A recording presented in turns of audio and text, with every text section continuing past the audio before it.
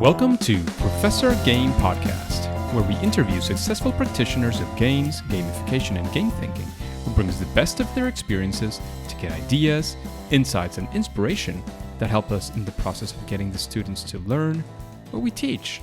And I'm Rob Alvarez. I teach and work at IE Business School in Madrid, where we create interactive and engaging learning materials. Want to know more? Go to professorgame.com/subscribe, start on our email list, and ask me anything. Hello, welcome back, Engagers. This week we have Vince from Hong Kong. And before we get started, Vince, are you prepared to engage? Absolutely. Let's do this because Vince Siu, and I'm not sure if I got that last name right, but I hope I did. He is the co-founder and managing partner at Press Start Hong Kong, which is a games consultancy with a mission to change the world through play and games, and leads the Press Start Academy, its after-school education arm. He's also the founder and CEO of Epiphany and Labs, a boutique innovation consultancy with a social conscience. Outside of work, he is in a voluntary capacity. He serves as a Vice Curator of the Hong Kong hub of the Global Shapers Community, a youth leadership initiative by the World Economic Forum. I've had a couple of friends be part of the World Youth Leadership or something like that who've been through that, so I'm pretty excited about you being part of that initiative as well. Sure. Thanks for having me. Thanks for being here. So Vince, is there anything we're leaving outside of this intro that you'd like to make sure that, everybody knows? No, that's covers the gamut. Fantastic. So Vince, we would like to know, with our guests, we always like to know a bit about their lives. Of course, there's the intro, but what does a regular day look like for Vince? And a day like today within the whole coronavirus situation or any other day, how does that look like? Well, today is actually an interesting day because we just decided to cancel all our in-person classes for the Easter holidays because of the second wave of the coronavirus outbreak happening here in Hong Kong. So, yeah, there's been social distancing rules. There's not supposed to be any sort of gatherings of 4 people and above, which kind of puts classes, workshops, like in person, kind of puts that in jeopardy. So kind of working on moving things online. Actually, we've already done a couple online classes, but now we're going to be moving all of our Easter programs online. So there's that. Yeah, that makes sense. In these times, at the university I'm at, we're fully online now, 100%. Yeah. We did have a lot of blended programs before, so kind of the technology, we knew kind of what we had to do, but of course it's designing a program as a blended program and taking it face-to-face, like in a short amount of time into a blended situation or online situation is kind of a different story, but we did have some, some advantages from the previous experience. So good luck with that. For sure. And I tip my hat to all of you guys in education and full-time. Having taught online myself over the is hard. So thanks for doing the hard work, guys. Yeah, it's different. I'm not sure if it's harder or less difficult in any case for some people. What I do know is that the whole change and the shaping of something, again, not from scratch, because you kind of know those things, but it's a different format. You have to engage people in a different way. So it's a very interesting thing to take a look at. In fact, one of the past episodes by now, and it was a live I had with Dustin Stats, we were talking precisely about games and gamification and how that shift to online could be done and what are the advantages and challenges of such a situation. So we're definitely on the same page in that sense. For sure. So Vince, can you tell us a story of something that you would perhaps like to call your favorite fail or first attempt in learning? Of course, hopefully it'll involve some games or gamification. And of course, we want to know what happened, how it went down, how did you come out of it, or what lessons, or both, what lessons did you take from that? So I think creating games or Gamelike Experiences, it's a very educational process in and of itself. And I guess my favorite failure is our first project when we just approached it with a blank slate. And I've since learned that having constraints imposed upon you is actually a good thing, especially when it comes to games. So let me give you a little backstory, right? And This is our first real sort of corporate, well, I wouldn't say corporate, but sort of gamification consulting project that we did with an educational institution here in Hong Kong called the Polytechnic University of Hong Kong. So I woke up one day and saw an email sitting in our inbox. It was in our general email inbox, and these guys didn't even know like our names, and they just said like, "Dear sir, madam, we are professors blah and blah from the Hong Kong Polytechnic University Institute of Textiles and Clothing. We would like to design a board game, teach fashion business concepts, and we would like to ask if you guys would do that." At this point, it was around a year in, and Press Start was still a part-time venture for us. So we had never really done anything of the sort. We had done very simple things before, but being the entrepreneurs, wannabe entrepreneurs that we were, we said yes. And miraculously, we sort of landed the deal. But these guys were very fixated on designing a game, but they had no idea what they wanted to design the game about. And we thought this was going to be the easiest thing because, hey, they had no requirements. But actually, it's the hardest thing to work with a client or a project scope that has no requirements because you have to build them yourselves. As I'm sure you know, Rob, a game itself is bound by a lot of rules, and it's built by rules. There's an environment that you have to build the rules for. There are players that you have to build the rules for. So coming at it from literally zero guidelines was actually super challenging. And our lesson learned there is it's always good to ask for constraints, and if they don't know what the constraints are, to work with them to set up the constraints first and to know where their boundaries lie and know where their objectives are, because that in turn actually helps you a lot on the design journey. That sounds very, very sensible of a conclusion for sure. I would just like to have a small follow-up. Is there any like situation, of course, again, you don't need to name any names or anything too specific, but just to get an idea of how this like bit you back when you didn't have those constraints, like what was an example of a problem you faced in this situation? Yeah, so what ended up happening was we just had to go through like many, many more playtests than we had budgeted for. And like, just to give you an example, because they wanted to design something for to teach fashion business, right? Now, what kinds of concepts exist in fashion business or in the fashion industry in general? I mean, it's the entire industry. So if we start off brainstorming about fashion design or running a department store or curating like a fashion show, these are all completely different things that our client was all interested in. And we had to find out by trial and error that, hey, actually, it's hard to do a game about fashion design because fashion design in itself is quite a subjective topic. It's hard to design rules for subjective topics like that. Now, if we had, let's say, budgeted for like 6 months of the initial game design, we were probably thinking about like 4 rounds of tests. But because we had to go through this trial and error process, we actually ended up going through like 8 to 10 rounds. And this was on an agreed budget already, so we just had to eat up the costs. This just happens. For sure. One of the things I can tell you from my experience at IE Publishing as well in the university, in the department we create interactive online, especially learning materials. And one of the things that is hardest to get when you sit down with the subject matter expert, in this case, as in yours, is the teacher, the professor. So one of the hardest things is getting to sit down this very, very smart, super intelligent, super talented, and very knowledgeable person and tell them, you know, this, let's say we are mostly with the business school, so let's say it's a marketing professor.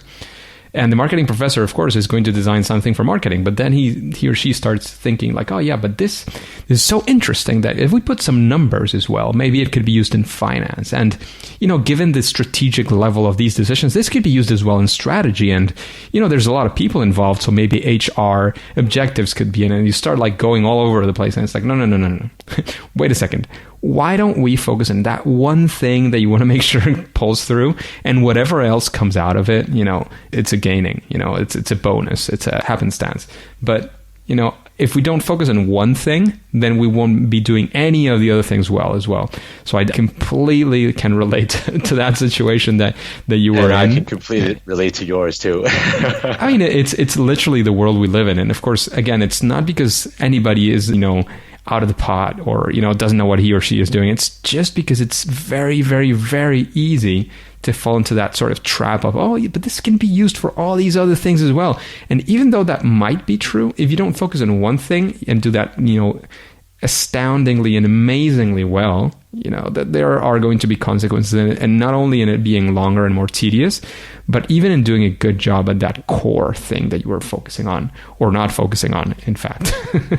So absolutely, this is something I think is a key lesson that we can take from your story, like understanding those constraints, and those constraints can even come in the form of what it is that you want to teach. And of course, delving deep, if you had known from the start it was design, well, how do you do design, and what are the rules, or maybe the rules are in a different way. What you want to just have is like peer recognition, or you have a facilitator who is going to be judging the rules, or whatever that looks like. However, if you had known that from the start, I'm sure it would have been, simpler for you to be able to manage those expectations. For sure. So in that same sense of a story and a situation in which you guys were designing for a company, a school, a university, whatever that was, I'd like to know of a time when you set out to do something, and it actually, it could have been in the first or the second round or the 10th round, it doesn't matter. But you set out to do something, and you can call it like a success, something that you're proud of. We want to, be there with you and find out like some of the key lessons that you got from that, some of the key elements that you would attribute that success to. So I think one of the things that I enjoy the most is not just to design the game itself or the game experience itself, but to create the environment where the educational elements or the learning takes place. And very frequently, when it comes to corporate clients, then this is designing the case study or the debriefing kit that the HR people or the professors in the case just now would be using for the participants of that experience. And that's something that I think is very fun. And it also creates a lot of meaning, and it brings value to whoever we're working with. So last year we worked on a project with McDonald's in Hong Kong. And this was part of their talent recruitment drive. So every year they have like a management associate program that hires top tier university students to actually go and work like on the floor, like on the kitchen floor, shop floor in a McDonald's branch. And then they sort of move up to a bigger branch and they become restaurant manager and so on. And they move up and up and up. And then at the end of the program, they move back to corporate to sort of contribute towards the like middle office and back office functions to continue growing the company. And they have this really sort of prolonged and comprehensive multi-stage interview process. And their first challenge to us was, can you make the candidate experience more enjoyable, more collaborative? Because what we want to assess our candidates for wasn't just, their academic skills or their critical thinking. It was for their leadership and teamwork and collaboration and like creativity and all the other sort of like soft skills that you would need in a position like that. Now, these are really good constraints, right? But how would it be possible for us to build something that would also be aligned with what they wanted to achieve and also be fun for the candidates going through that experience? And so that was actually quite a big challenge for us because we had to think about the constraints that were given, which were we had to assess for, let's say, 8 to 10 things within 3 hours. And each sort of group interview size was like 50 people. And we would only be working with 10 like HR assessors on their side. So what we had to do was we had to sort of reverse engineer something that would work first to meet all of these constraints. And then we would have to create something that would be fun for the candidates. So we ended up doing 2 games, actually. So around an hour and a half each. The first half was going to be more of a competitive experience. So it was like an F&B entrepreneurship card game where people were the candidates in a team would be creating their own restaurant concepts, and they would be pitching to each other, and there would be different Q&A rounds and like follow-up rounds and expansion rounds and things like that. And then the second half would be a collaborative experience that was based on like tabletop role-playing games. So what was interesting was the first team, the team that at first would be competing against each other would have to become like collaborative partners in the same restaurant, working through a case study in the form of a role-playing game. And we did not tell this to the participants beforehand. So if there was like a lot of cutthroat competition in the beginning and then they had to turn around and work as a team, we saw quite a lot of like interesting dynamics like sort of play up, which was really cool. And the most interesting thing for us was when we facilitated like the debrief for the HR team using the assessment matrix that we created in accordance with both of the game experiences. Basically, all of the feedback across all of the candidates was pretty universal. And so like what we found out and what like our clients found out was that if you use a Gamelike experience like this and you know where to assess candidates in terms of how they interact within a game, then it actually makes the entire assessment process a lot easier, because I'm sure you've heard like the saying where while playing games, you truly know someone. And we found that to be the truth. And that was super interesting. Yeah, it is. And I'm sure we've all heard that before in this podcast or elsewhere. Of, you know, you bring your true personality, or it actually comes out when you're playing a game, almost for sure, when it's, you know, it's when it's getting intense, and after a while when you're in that sort of magic circle or flow or whatever you want to put it in, and that makes a lot of sense. And I'm happy to hear that you had such a successful journey on that one. Is it a program that is still being implemented, or was it a sort of a one-off for that client? It's still being implemented. So yeah, as part of the engagement, we customized these games, and we also did, like, at the end of that engagement last year, we also had a handoff sort of training session for their HR team.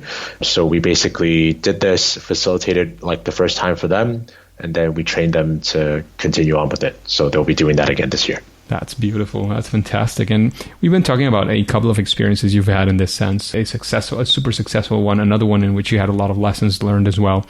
But it sure means that you have some way of approaching these problems, these situations in which you consult, in which you create games, or these playful situations.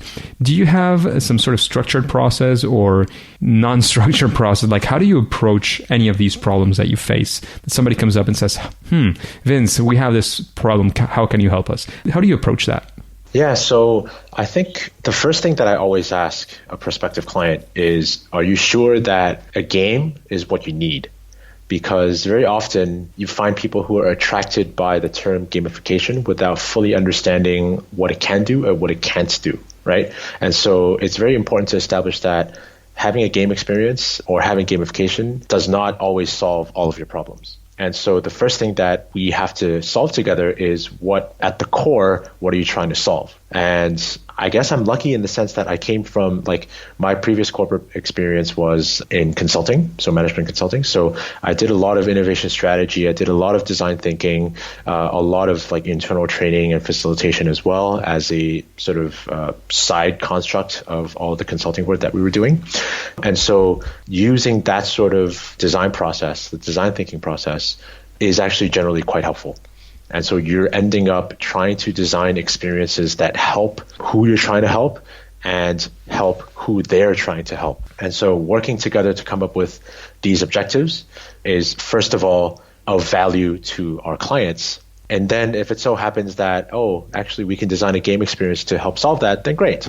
If not, then hopefully we have already delivered value, and that keeps them coming back for future scenarios. Of course it does. And again, once you set those objectives, what would be the next steps that you take? How do you if you can reveal this, of course, I don't know if it's like a trademark or anything, but what does your process of creating these solutions look like? So I don't know that there is like a set process per se. Okay. However, using the design thinking process where we are looking at who we're trying to solve things for, and then what are the things we're trying to solve, that actually narrows the field down by quite a bit. And in the case of game-based experiences or programs or curriculum, I go back to the same sort of principle where it is the most important thing to know where your constraints are. So we actually spend a lot of time trying to define what the constraints are. So if it's something, like you said, like a in-person facilitation thing, then how many people is it going to be? What's the space we're going to use? What's the client department or departments that we're working with? What objectives do they want to hit? How much time do we have? And we sort of reverse engineer whatever we're trying to do based on those objectives first. And then it's an iterative process. The good thing is at this point, we've done enough client projects to kind of have references that we can sort of bring off the shelf and be like, okay, this project seems like, after all of those thought processes, we can use this kind of model. And then we find out where in that sort of model we can make tweaks so we don't have to start from scratch every single time. And then it just becomes whether it's actually producing a product and delivering that product in the training or helping to facilitate and whatnot. And those things are actually quite flexible because we're pretty used to that by now. That sounds like a lot of fun. It absolutely is. Just a quick break before we continue. Are you enjoying this podcast? If you're listening through a podcasting app, please subscribe and rate us on the app. This will be of great help to reach more engagers so we can change the world together through gamification. So Vince, that sounds all fantastic. And I would like to know, with all your experience, all the things that you've done, would you say that there is some sort of best practice or some idea that you say, well, if you include this when you're thinking about these solutions or thinking about the objectives even, that would be like not a silver bullet, but something that would always help make your project better? Yeah, that's a tough question to answer because I think different projects have different things that they try to achieve. And, you mentioned that at the beginning in the introduction that I also run a small boutique innovation consultancy, and we run into these challenges all the time where it is about trying to align client expectations with their objectives and with the delivery format. And very often it's super easy to just sort of brush over everything and say, oh, you just apply this and everything will be good. But the best results are always achieved when all of those things are aligned and you spend the most time trying to align them. I know I'm being quite vague, but in the case of, say, building an innovation challenge, because we actually have a game that we co-designed that teaches entrepreneurship and design thinking. It's a card game. It's a storytelling game. And in the case of designing an innovation challenge, a lot of times it makes a lot of sense to ask the client whether they are designing this to upskill and build capacity within their employees on how to innovate and how to use design thinking, or if they're actually looking for actual outcomes and ideas and strategies at the end of it. Because believe it or not, those two experiences could look quite different because you're putting emphases on very different aspects throughout the innovation journey, throughout the game journey, and how and where you do the debrief and how and where you find and construct those learning points and learning experiences actually differs massively depending on the objective. So yeah, a lot of times it is, I know I'm beating a dead horse by continually bringing up finding the constraints, finding the objectives, but that actually sprinkles through the entire process as you're trying to reverse engineer it. Well, finding them early on and, on time and having them very well defined could be definitely that sort of best practice, so to speak. Absolutely.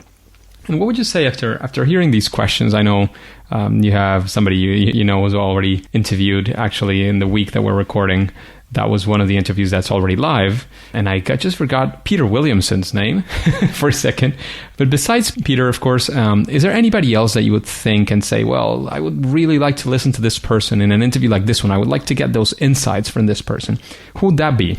So I have a good friend. His name is Joey Lee, and he directs the Games Research Lab at the Teachers College of Columbia University. And he also teaches and he sort of coordinates the Digital Games Masters program. And he's a very interesting person. And I catch up with him quite often. I regard him as sort of like an advisor to what we sort of do, especially in the education realm, because he has designed educational games and he actively does a lot of research on how games impact learning. And so actually, as we've been building out Press Start Academy for the past few months, a lot of that has been based on like initial conversations that I've had with him on what he thinks about gamification in education and so on. He sounds like a very exciting person to talk to, so we'll definitely try to get in touch as well. Sure. So again, in the sense of recommendations, we've been talking about already that person, but is there a book that you would recommend to an audience like this one, to the engagers? And what book would that be and why? Sure. I give a lot of talks on gamification, and what I like to start off with is a quick glance of the role of games throughout history, because, understanding, like we see games as an art form, so we like thinking about sort of the human condition through what games people are playing and what games people are sort of designing at a certain period in time. And I came across this book last year. I really enjoyed it. It's called Wonderland by Steven Johnson. And it's basically a history of how play and playfulness has impacted major innovations throughout history. So he covers like luxury shopping and like music and like public space design, right? And one of the things that was, I guess, one of the standout examples to me was the emergence or the invention, so to speak, of the department store. Now, a lot of us don't think of department stores as game-like experiences, but in fact, it was actually designed and invented for no reason other than to delight customers and to provide a sensory experience that would like overwhelm, elicit joy and fun and a sense of wonder in people. And I remember the first concept of a department store was to build a, quote, cathedral of commerce. And so it was to, for the first time in history, to turn a regular shop that sells regular products into an experience that would be sort of game-like or playful, so people would be compelled to buy things that they were amazed by. And that was like super interesting to me. And obviously he has a lot more anecdotes for like, say, like music boxes and like design of like strip malls and things. So that was super cool. Sounds very interesting. I'm not sure if I'm getting the right person, but there used to be, and he just did a few episodes of this podcast, and he was talking about a book he wrote. So can you say the name again? Wonderland by Steven Johnson. Steven Johnson. Yeah, I think it's the same person, but I'm not sure now. I'm just looking it up. But he's a very, very, if it's the same person, it's a very interesting character. I haven't read the book, but it would definitely make it now to my reading list just about this time. So again, sure, yeah. We've been talking about other people and your recommendation about what other people are doing and their books, etc. And what would you say is, in your case, your superpower? And again, as I've said many times, superpowers are not exclusive. It's not like only Flash is super fast. I mean, Superman's also super fast. I don't know, the strength of Hulk. There's the Thing as well in Marvel Universe. It's not exclusive, but what's that thing that you would say is, your sweet spot, that strong point that you say, well, this is something I'm really great at and I excel at it? So I mentioned just now that I really quite enjoy deriving and creating the learning points, the educational experiences and the debrief, right? So I guess I enjoy it because I'm quite good at it. And that's sort of the foundation on which I'm building Press Start Academy. And so really at the core of it, it's taking games that aren't normally designed to be educational and sort of creating educational curriculum or narratives using those. And because they weren't designed to be educational, that means that they are fun first and foremost. And if they're fun first and foremost, then it's much easier to create educational experiences from that. Sounds very exciting and very interesting. So good idea to have that as your superpower for sure. And I would like to know also, and this might be a difficult question as for many other guests, what would you say is your favorite game? Oh yeah, I anticipated this question, so I spent probably 12 hours thinking about that. Some prep work. I quite enjoy a board game called Above and Below. I don't know if you've played it before, but it's a quite interesting game. And to me, when I first played it, it was a very new experience. So Above and Below, it's a very simple sort of context, a very simple story where you are trying to build a village to settle your villagers. And so you have to sort of build the houses, and you have to sort of train the different craftspeople to go in and live in the different houses. So there's a lot of the strategy and the resource management side. However, this new village site also happens to sit on top of some vast caverns. And so in order for you to get the resources, you can go to explore the caverns down below. And so that's where you have the above side, like building the village up top, and below where you're going exploring and cave diving. And actually a part of the game is there is actually a book inside that is like a choose your own adventure type storybook, where when you're rolling dice, when you're managing your resources, you're actually flipping through the book according to your dice rolls and being like, you have encountered something in the caves. Here are your decision points. And so it's kind of like the best of both worlds, where you have a strategy board game and you have Dungeons and Dragons all in one go. So it's amazing. I can see there's a lot of complexity there. That a board game, right? Yes, it's a board game. And nice. Yeah, there's so much like storytelling. There's a lot of like educational value that you can sort of derive from it too. Interesting. Sounds like a very nice game. I've definitely never played it, but again, it could be into that want to play list coming up for me. Sure. And it seems like we are fairly good on time, so we will have time for the random question this time. And I'm going to pick, well, I'm not going to pick, it's going to randomly come up one of those questions from the audience. And the idea is that you get your best, stab at what your answer would be.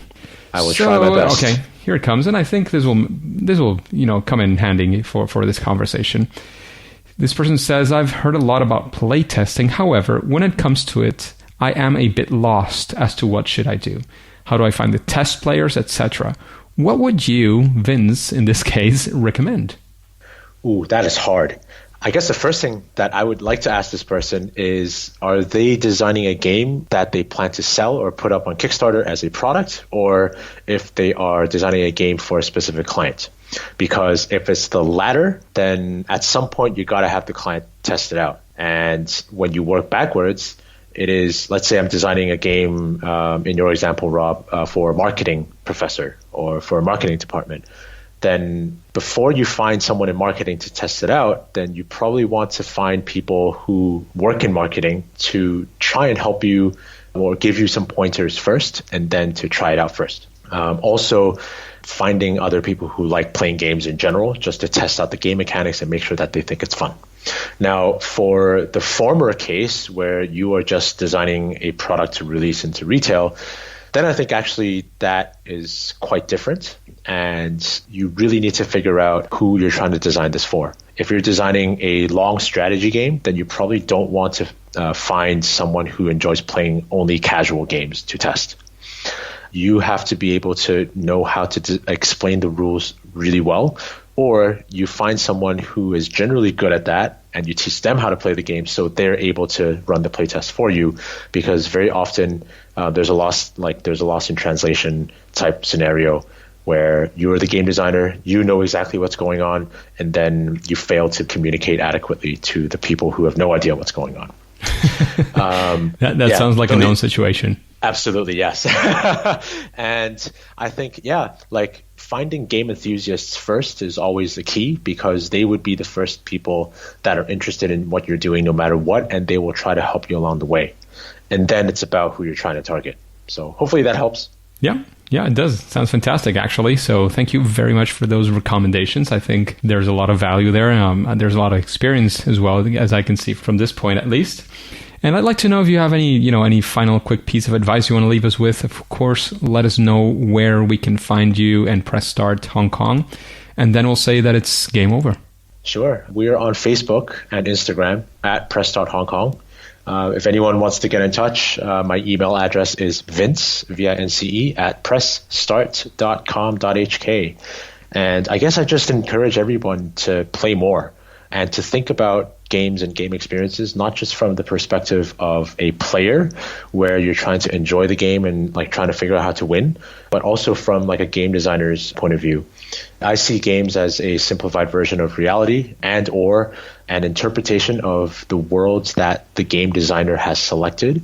And so, yeah, it's a lot of fun when you try to sort of take a step back and try to figure out why and how the game is designed the way it is. And then there's a lot of gamification that can be done. Absolutely, absolutely. So thank you very much, Vince, for investing this time in us and the engagers. And everybody who's listening, I'm sure you will find a lot of value in all of your words, all of your experience, your recommendations, process, etc., etc. But however, for now, and at least for today, it is time to say that it's game over. Engagers, thank you for listening to the Professor Game podcast. And if you want more interviews with incredible guests like Vince, then go to professorgame.com/subscribe and get started on our email list. We can be in contact. You'll know the latest news. I'll be reminding you a couple of things. I'm definitely not spammy. And we can be in contact. So please go ahead and go to professorgame.com/subscribe and get subscribed to our email list. And of course, I hope to see you next week. So you can also subscribe using your favorite podcast app and listen to the next episode of Professor Game. See you there.